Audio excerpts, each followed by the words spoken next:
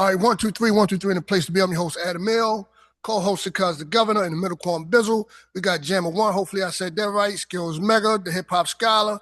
We got Ty in the middle, the man off the grid. Political ideology. We gave birth to the first free, independent black nation in the world, Haiti, right? Pan-Africanists are some of your greatest black leaders, your greatest black organizers. If you're looking at achievements, nobody compares to Pan-Africanists, nobody. Hebrews, Moors, Nawapians, Gods and Earths, Nation of Islam, I love them all. Nobody compares to Pan-Africanism. If you want to go achievement for achievement, you can put all them together, you don't touch us. Okay, and I say that respectfully, but it's the truth. Okay. ADOSFBA, respectfully, I'm going to go with both groups because they represent basically the same thing, but there are differences, right? So ADOS. Which is a descendant of slavery. No, they're first. FBA comes later. Okay. Okay, but they both exist. FBA is more popular, right? Okay. ADOSFBA. I don't have a problem with the American African people seeing the need to make it clear to other branches of the global African family that when you come here, you need to be clear that we built the house and rolled out the carpet for you. Be respectful in my home the same way you would want for me to be respectful in your home. I agree with 95% of what Umar Johnson is talking about. I do have an issue with the Moors situation because how you gonna say that any type of Pan-African movement, and I may be wrong, but from the little bit I know, how you gonna say any Pan-African movement covered more ground than black Moors who conquered a actual white land? And not only conquered it, but they did the reverse. They didn't destroy it, they helped build it. I agree with you on your statement about the Moors, but I don't think he was talking about those Moors. He mentioned different Pan-African groups, and when he was mentioning those groups, he said the Moors, but he was talking about Noble Drew Ali's people. He wasn't talking about the Moors from back then. You feel me? I agree with you, but that's not the Moors he was talking about. But I think it's a false narrative to say that African Americans have more smoke for Africans than white people. I think that's ridiculous. I think that's a false narrative. And he's from Philly, you feel me? And I'm not going, you feel me? We're in Ramadan season. I'm not going to talk about Philly Muslims. We can get into it, but this ain't the time nor place for that right now. But my point being is, if he's seen that and he's seen that in his, because he's from Philly, if he's seen that, and if that's his experience, I can't say it's a lie, but that's not my experience. In my experience, most African Americans who are quote unquote woke, they have changed their names or they do things to change their names. We have our own flag, you feel me? Not just the RBG flag, but then you have the other flag too, you know what I mean? Like, I don't understand what he's talking about as far as making it seem like we are carrying a certain energy for our own people that we don't have for colonizers. I don't believe that. The energy for attacking other blacks shouldn't exceed the energy that you'll give to white people when it comes to confronting systematic racism. So like when I go on YouTube, for instance, like if you look at our SBA discussion that we had a long time ago, the entire thread of people that were on there were attacking. It was just hateful hate speech that is just like, and like to me, I'm like, yo, take that same energy. Like, I do get that, there may be some friction and uh and disrespect that may have been felt, on our side and on their side. But that energy should never exceed the hate that you have for the person, for the group of people, for the paradigm that put you in those situations in the first place. And it's just like I think he said in a video, he calls it sectionalism and divide and conquer, which I agree with. It's like it promotes, in-group fighting when it's not even like y'all not even looking at the bigger beast. Like the bigger beast is systemic racism, is white privilege. And And we could do going forward is we got to focus on what we got in common. Everybody like to focus on the differences too much. You know what I mean? So we'll uh we'll straw man it too. We'll take an instance of somebody that's being that's unnecessarily cruel. Like say you might get a boss or somebody, and this one has to be they gotta prove that they really gonna keep everything in line more so than everybody else. So you being a black person, they really gonna pick on you more than everybody else, even though they got skin just like yours. But we run across that, and so, it's not only Africans to do that. Sometimes it be African American doing the same thing. You know what I mean? So that's the thing. But we'll point out the African to do that. That's what FBAs will do that. But then at the same time, but that's not always though. But a lot of time the focus is always on the negative, a lot mostly. So I think that's the big thing. But Right. but when you think about like just in general, like the food and a lot of the things like the music and stuff, think about the fact that for the most part, a lot of our things do mingle. We do mix. You know what I mean? We do interact.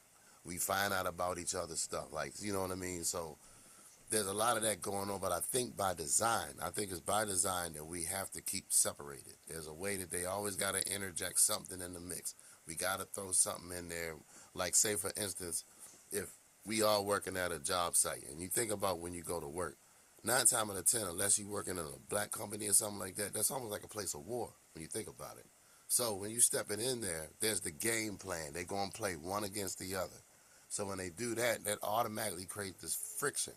And if we're dumb enough to fall into it, next thing you know, this man here that's just trying to go to work and get what he got to get, we're looking at him like an enemy instead of the person that pitted the two of us together. You We see what I'm getting? all, like any of the earlier movements, like with Marcus Garvey, they they explicitly framed all African descendants as globally as one political people because there was strength in that. Like with unity, there's broader coalition and there's stronger visibility and there's stronger policy leverage. Like I don't understand, like when I see some of the comments online where people just like issue that comes up, Alex Preddy, immigrants, debate, it's always F them. I don't got nothing to do with them. And you isolate yourself from the whole entire world. And it's like, yo, how are you gonna like and especially it doesn't make sense if you don't have I see none of these grown men and women that it sounds like kids, like, you hurt my feelings, so I'm not gonna talk to you anymore. I get over it. You know what I mean? So like I never see in these comment sections, and I've watched a couple of FBA videos where people are saying, "Okay, this is how we build forward. This is FBAs. This is what we need to do. What is the strategy? What is the policy?" I just don't see it. Like I see that you just lose a lot of political leverage by being fragmented in that way. And if somebody can prove me wrong, I'm all ears. So wait, what is your stance on that last question though? Is black nationalism a good tool for us to use? What are you saying? Are you saying it is or I it is? just where it comes from, and I think it's some good things, but I think it's like you have to be careful because it slips into, you know, people can end up being racist, just being straight up racist whether it's coming from a white nationalist, a black nationalist, Asian nationalist, a Chinese nationalist. I don't want to say Asian nationalist, but a Chinese nationalist, and so on and so forth. You have to be careful. And I personally, religiously, I don't think that is anything that separates any of us when it comes to like the only thing that differentiates any of us is our piety and our belief in God and our worship of Allah. And it's just like I don't see, like, I know race is a big factor. I will never deny systemic racism. I'll never deny the struggles and disenfranchisement that Black people have endured on this planet. But I don't see that as something that we shouldn't just be like, oh, I hate all white people are devils. When you get to that type of talk, you lose me. But we all understand that black nationalism was created as a defense mechanism, right? Because there was a belief amongst elders at one point in time that a man who has no nation has no defense. You feel me? So if we're going to defend ourselves, we need to re-educate ourselves. We need to have something to stand on, and we need to form together to not only have our own economic systems and political systems without outside interference, but we need to get the colonizer not only out of our business, but out of our mind. You get what I'm saying? Like, but it's not, I agree with you that hatred is a bad thing, but it's also, I feel like that's a bad thing, you feel me? But the want to have something for yourself and the want to protect yourself, like we live in a very different world than what it was when Black nationalism was created, but it was created as a great thing. You feel me? And I think that Right, great right. things have come out of it. When you go that far, yes, I agree with you, but I think that there was a reason, and I think there is still a good reason for it. I agree with Umar, kind of. Uh, there are a lot of black people, I mean FBA, who thinks that the white man's ice is colder for some reason. I don't know. And then there's the average. I think the average FBA is like FBA first, the diaspora second, and then everybody else last. I think most of us think like that. And then you have other factors that also play into it, like the hatred that other nations have for FBA for whatever reasons. Everybody seems to hate us for whatever. I don't know why, but like Africans teach their kids that Black Americans are lazy and they don't work. You know that kind of talk goes around. So that kind of stuff spreads. It spreads a certain kind of hatred. You know what I mean? Like when FBA hear that, it makes them feel a certain type of way. Yeah, you want to come over here to our country and and reap the benefits that that we laid out. I don't think we have a hatred for people in the diaspora naturally. We just have a defense that's up against it, because it's like we be getting attacked from all directions and we don't really understand why. You know what I mean? So it makes us defensive. That's the thing. And if you want to be Pan-African, that's cool. If you call yourself, if you're a Black American and you want to call yourself African, that's cool. I don't understand doing that because for me personally, I've never been to Africa. I'm from this country right here that we in. So I don't understand calling myself an African. I'm an African descendant. I'm not an African. I'm an American. You know what I mean? So yeah. So when like that's the stuff that he was saying that I don't really agree with. I get it kinda, but not really.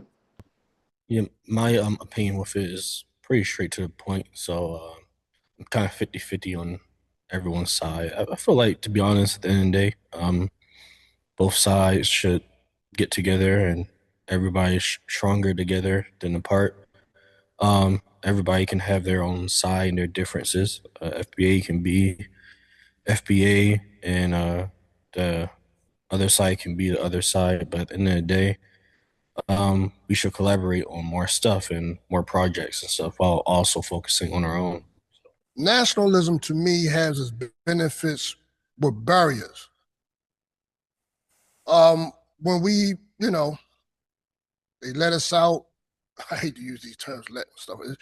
I hate these conquering terms, bro. But when slavery was abolished, blacks had to form different civilizations and towns and stuff like that. We know about Wall Street. We know what happened in New York and what's that, Central Park or whatever, how they tore it down and so forth, right? Mm-hmm. When it comes to the black dollar circulating into the black community, I'm all for it. Right. When it comes down to supporting black-owned things, let's say if Skills had a clothing store and then this Asian guy had a clothing store, I would buy from Skills first because I would want to see Skills family benefit my dollar and to circulate back to my community. Now, if Skills have a terrible character with me, and we don't get along, then I'm going to the guy with customer service, the best customer service, right? when black nationalism becomes a mirror of the construct of what the white supremacists or the people of this founding country, right? When it becomes a mirror, a counter, and you become as your oppressor is, or probably even worse, then I think there's an issue. Divide between Sunni Islam and the Islam that the Nation of Islam professors, for instance, they taught that God appeared in the form of a person, Wallace Ford WD Muhammad, Farr. and that's to Sunni Muslims, that's a grave error, and because we don't believe that God is a man. Talk And is with Sunni Muslims, Salafi Muslims, Orthodox Muslims all over. I'm just saying different names, whatever. They said Farrakhan, they, he don't understand the real power that he could possess. You feel me? You can disrespect a black man or a black person all you want to. You feel me? He said other offensive things. You feel me? Hold on, not him. Somebody else has said free Palestine, and the BBC, pause, the British broadcasting company decided that they were going to censor out free Palestine, but they left the N word with the hard R. You feel me? So that's a bigger part of the issue. And my thing is like this: a lot of people are saying, "Oh, he shouldn't have to apologize because he can't help it." I'm like, yo, even if he can't help it, he knows he still offended somebody. So yes, he should apologize. Why 100%. are they being made to have to be the bigger person in this situation? Like, oh, if they should just go ahead and accept his apology, like no, they shouldn't have to do anything. They're the ones who got violated, and I commend them with being able to stay professional and for not saying anything back. You know what I'm saying? Like Yeah. there was a million other, they had other options, you feel me? And they chose the most professional option during that circumstance. But it's just crazy to me how a lot of black people who have Tourette's are coming out and defending dude. And it's like, yo, I understand that he has a certain type, like he has Tourette's, but he has something else too that starts with a C. I don't know exactly what it's called, but it's like a more aggressive form of Tourette's. You feel me? It's something people born with. A lot of people have it. They got various forms of it. They call it tics as well. I know some. Okay, so ask me this: how is this even in his vocabulary? I'm saying because it's everywhere. That's everywhere. It's in all the comments, it's all the movies, music. It's everywhere. So that's easy for it to be. But here's the thing: the BBC made it very. They were very picky as to what they chose to censor and not censor. You see what I mean? I think that's the bigger story. They made it a point because it's like you got Delroy Lindo and Michael B. Jordan, right? They on stage. That's like a humiliation ritual right in front for everyone. So they all got to get called that. But you know what I mean? So it's like one of those type of things. They keep playing these games, and we keep falling for it. So now they going to say they're going to use the whole Tourette's thing as the thing that everything is on, instead of what the overall thing I think really was. You know what I mean? It's like here's another chance to humiliate, another chance to bring you down, and without going, see, they could have immediately said, all right, look, this is not what we about. You know what I mean? And they could have handled that right then during the whole award show, but they just let it keep on going like it was no big deal. I think that they should. I think they should be sued. His guardians. Real talk. They need some type of reparation for their pain and suffering because Could this is you global. imagine? Could you imagine if a Jewish person would have went up there to accept an award and he would have Yeah, said that's some what I'm crazy saying. wild shit? I don't think he He would have would. said it. I don't think he would have said it. If they, No, he wouldn't have said. But I'm saying probably if would have. he would have, he would be taking classes right now about Jewish history. You found me? It would be They would all have. types of outrage. He would. The JDL would be down his throat. Yep. Real talk. He would I have. don't He would have put out. He would have put out his Kanye letter. look. I don't even think if I'm correct me if I'm wrong, but I don't even think Tourette's challenges you intellectually where you don't understand the impact and your intent. It You know what I happens. mean? It happens without their control. It'll come. It'll come out before they even know it's gonna come out. You No, know what I no. mean? What I'm saying is like you can say something, you can involuntarily say something Right. but that doesn't mean you don't have the capacity No, to you are understand correct, bro. He and understands that it's a word it's a Yeah. word that should not be said. He yeah, can't control saying it, but he knows the history of the word and knows it's a word he yeah. shouldn't be saying. Right. And because of It, that, it should be an apology. But their community is trying to make it seem like if It's he bigger. apologizes for this, he's apologizing for his disability. And it's like, no, that's not what we're saying. You're apologizing for violating these two black men.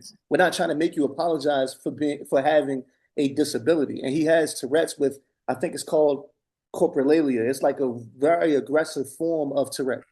You feel me? But even that being said, that doesn't erase the fact that he has knowledge of the history of that.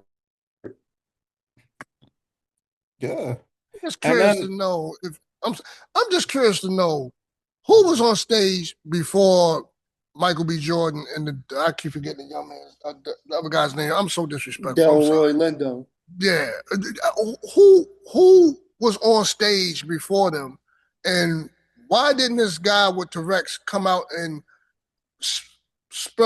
blurred out racial slurs towards their ethnicity?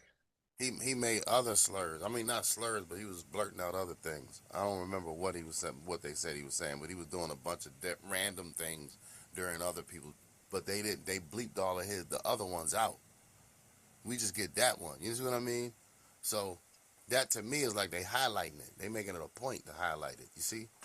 So it's like almost like as if to say, I don't care what year it is, 1826, 1926, 2026, you still gonna get the same treatment. Look here, this is the way I look at it, man. It ain't never going to stop until us as a people start doing lawsuits, start boycotting stuff, and holding people accountable for it. Because it's not a mistake. They're doing it on purpose. We know they're doing it on purpose. It happens every few years or so, every decade. There's always some kind of scandal from a corporation, from an award show. It's always some kind of scandal. And like, I don't understand. Basically, this is the last straw. Like, it's time for us to start, like, you know, start fighting back for real. Like, I'm sorry, ain't cutting it no more. It's just not. Right. And we shouldn't want to be in their company in those type of venues anyway. If these venues are known for their historical means of racism and bigotry and biasness, why don't we just start our Hey, own thing? yo. I believe BT was doing something about it, then we sold out. It's sad because I asked my Omi before she passed away many years ago, right? I said, in the 70s and 60s, I said, who owned all these stores around here before the Arabs and the Asian people came along and monopolized the black community, right? With these stores. She said it was us. We owned these stores. And I said, what happened? She said, we sold out. Right. But We we didn't sold out, just moved sell out. out though, Lord. We got to think about this too. You feel me? And I understand about real power is people. You know what I mean? As far as black leaders go, I understand your stance on Brother Malcolm. You feel me? I would say after him, Huey Newton. You feel me? Fred Hampton. Fred Hampton probably got it the closest. You know what I mean? But like that's another argument for another day. But my point is, not only did people sell their businesses, but once we got integrated, people started going to outside businesses and we started losing money within our community. You feel me? And not only did we lose money within our community, but we also lost the loyalty. You feel me? It was like like for example, when you mentioned the 20s, when the majority of America was going through the Great Depression, we really didn't have them issues because we wasn't allowed to use a lot of their resources and go to have their own thing. We had our own shit. So us being excluded from that, like while they were going through the Great Depression and shit like that, we had the Harlem Renaissance. We were good. You feel me? Like because we had our own shit and we had our own infrastructure and we had a loyalty to each other. That's right. Physically and I don't and find business-wise. I don't find nothing wrong with that. Right. My thing is like I said, when you make it a stream where you don't want to deal with your own kind because they're in certain sets, or you block the barter system from other nationalities. we know that we can't grow our own doggone oil. So we're gonna have to go to the Arabs or the Middle Easterns and build a relationship. We can't just say, "Oh, yeah, I hate all Arabs, yo." Okay, then don't use our oil. You know what I'm saying? That's all I'm saying. But other than that, I agree with you No, word 100%. is You know what I'm bond. saying? We got to have our own communities, our own stores, our own resources, and that's how you build a community in the government. But yeah, And I'll yeah, devil's advocate. yeah. The fact that My he bad. did not, no, no, you good, man. My bad. The fact that he didn't apologize, or okay, he's not capable of apologizing. So that I know of, he didn't have somebody. No, they're saying that if he the Tourette's community is basically saying that if he apologizes, then he's apologizing for something that he can't control. And it's like, no, that's not what we asking you to apologize for. But to play devil's advocate, and what I feel like is the bigger issue here, and which is another reason why he won't apologize. The president of the United States last week, it was either last week or earlier this week, shared a meme with Barack and Michelle Obama as apes. If he's not going to apologize, he's the president of the United States. How are we going to expect this person with Tourette's to apologize? These are two different things, but they both related. They both in the same vein. You get what I'm saying? One I don't person has understand why control. I don't understand why anybody asking for an apology.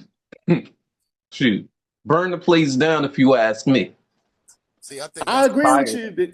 I agree with you. yeah. See, tired of it. see, we keep And they're gonna keep doing. It's gonna keep happening until we actually do something about it. right. I feel Yeah. You you, know but the I'm crazy. saying if we can't expect the person who's in the highest position of the country and the person who's supposed to in a position that's supposed to have high morality, you feel me?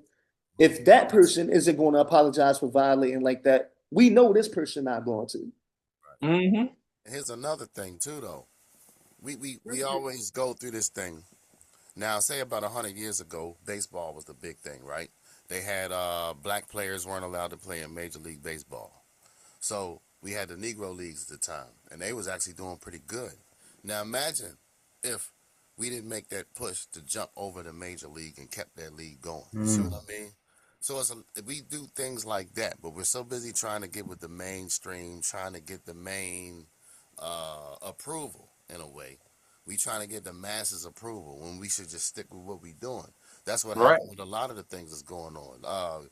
We got all the leagues now, sport leagues going on, and we see how it goes. They're owned by a majority one, but who's playing in the leagues? Who's over there taking all the pain and only getting paid just a portion? You see what I'm saying? So we're playing this game. We seen it happen to us in the music game. We seen it happen to us all around. You know what I mean? But at the same, but What? we think, huh? I'm I saying I'm don't sorry, I know. don't want to cut your wisdom. I said the music game is nightmarish, bro. that's what I mean. So we seeing that we're seeing it. That's like exploitation on the super level right there. Because we get to see where they pimp these folks out, they dress them up, barely want to give them pennies. You see what I'm saying? But at the same time, when it come down to it, then they turn around and then hold them accountable, like as if they're the ones that caused all of everything. You see what I'm saying? So, and it's crazy the game that we play and we just we let these folks play them when instead we should say, you know what? Circle the wagons. We're gonna do our thing. Yeah, I, I had my thing about Michael Jordan. I'm sure we all do, and if we don't, I mean that's your opinion. But I have my own thing about Jordan. How I feel about him. But he, from my knowledge, he did try to own a team, or he was an owner of a team. I'm shocked that no other black person like Magic Johnson or whatever jumped in that lane and tried to buy up the NBA. He's in there. Magic Johnson got like a piece of the Washington, the football team. You know what I'm saying? He got a It piece should of be more black ownership very in sports yep. and in music as well. And I said this. I said it man.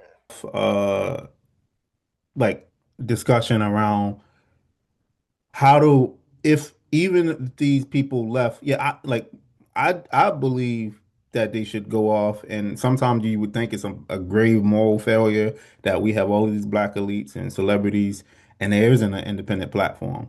But politically, they've been set up historically, black people have been sabotaged, and having a platform requires protection from sabotage. Yeah. It attacked black, wealth projects in the past. So it's like it may not be and the voice and the influence that a lot of these celebrities have can be easily just washed away if you piss off the wrong person, especially since you don't control the distribution channels and the platforms. Hey man, it's Ramadan. So I want to say, I feel like, you know, us talking here, on the podcast, and you know, these conversations been going on for decades now. I feel like it's just now time for everybody to put their money where their mouth is. You know what I mean? And I don't know who said it earlier, but everything starts small. You wouldn't have to run into these type of problems if you would just put your money where your mouth is. Rent out a small little warehouse, rent out a small little place. Start in your inner city, start with your family, your friends. You know what I mean? Might be tempting to go buy from that place, that market. Go make your own miniature market. You know what I mean? You might be tempting to go do a show at that venue. Go make your own little show. It might not be too many people going to that show, but go do your own show. Go, make your own website. I feel like it should be, Skills makes amazing beats. It should be a skills website for real, where you can buy beats instead of beatstars.com. It should be a skills mega website. I feel like we should start small. It should be a Governor Mansions. I think he already does have a website, actually. So that's already done. It should be a good website. We got to put our money where our mouth is. No more YouTube beats.